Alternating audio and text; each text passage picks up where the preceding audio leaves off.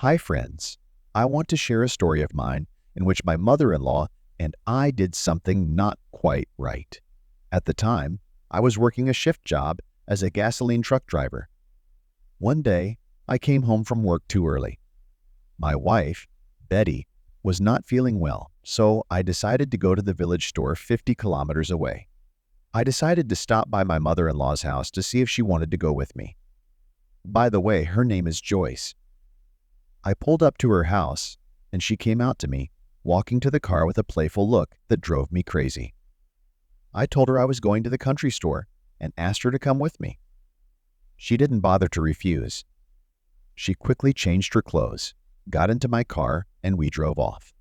The road was not very good after the rain potholes and mud, but after an hour we were already standing in the store and stocking up on groceries. We had 2 bags each. The guys had instructed us not to come back without whiskey. I bought 3 bottles for myself and 12 for the boys. Slow music was playing in the car, and my mother-in-law was having a great time with this music.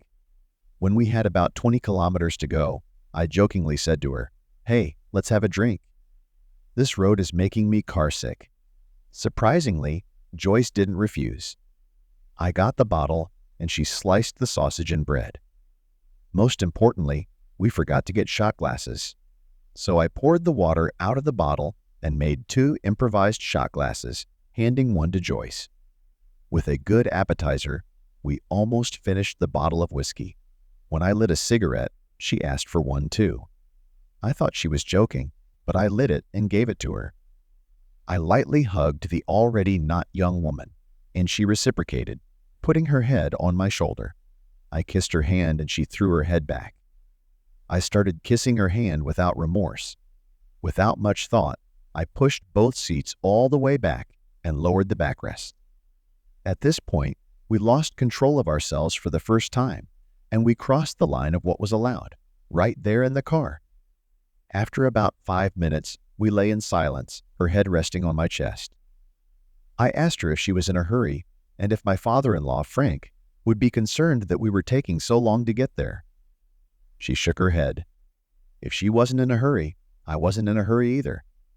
Then Joyce asked, "Are you ready for round 2?" I nodded cheerfully, and then the fog of joy came over us again. On the way home, we discovered that her t-shirt had ended up stomped on the floor as we were doing it.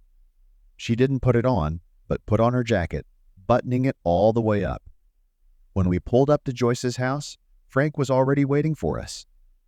He looked at Joyce, who was all disheveled, and she quickly hid her dirty t-shirt in a grocery bag. She hurried into the house to hide the evidence. Frank walked to the car and asked where I had taken Joyce. "Well, we went grocery shopping," I said. "The road is bad, so it took a while."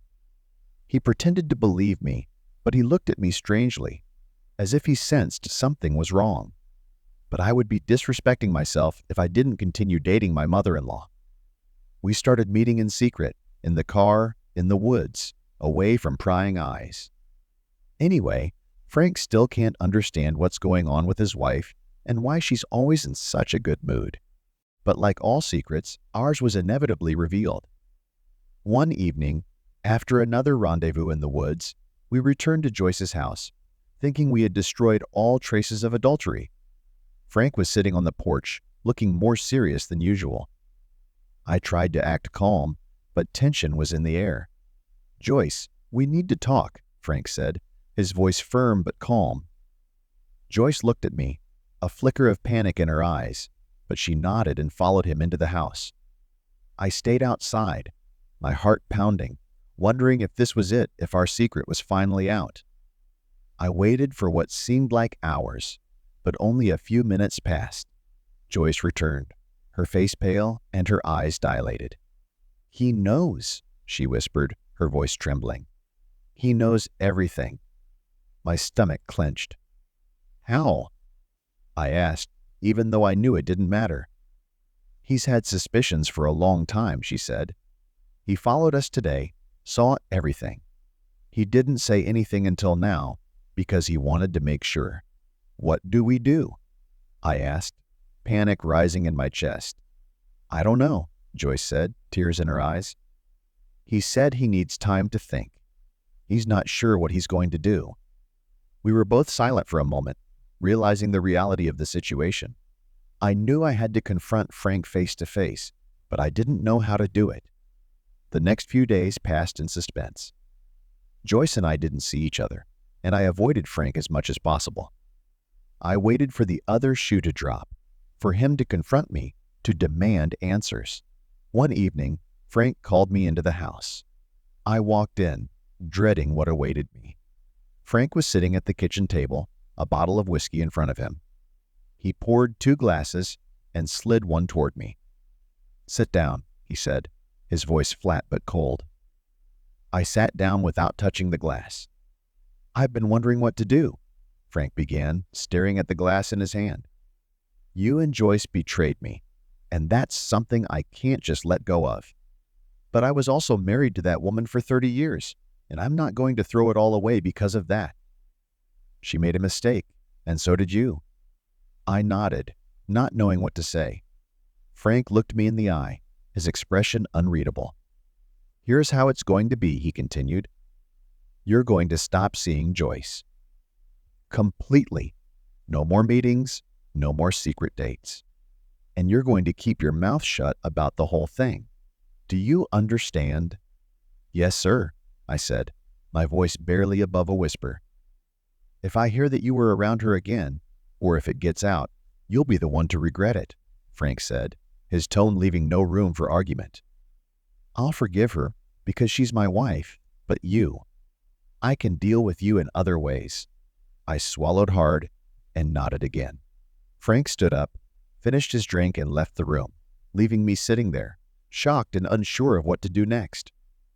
I left the house that night, knowing that things would never be the same again. After that, Joyce and I kept our distance. The thrill was gone, replaced by a cold, harsh reality. I concentrated on work, trying to put it all behind me, but the guilt never left me, constantly reminding me that I had crossed the line. Eventually, Joyce and Frank stayed together. She managed to repair their relationship, even though I knew things were strained between them.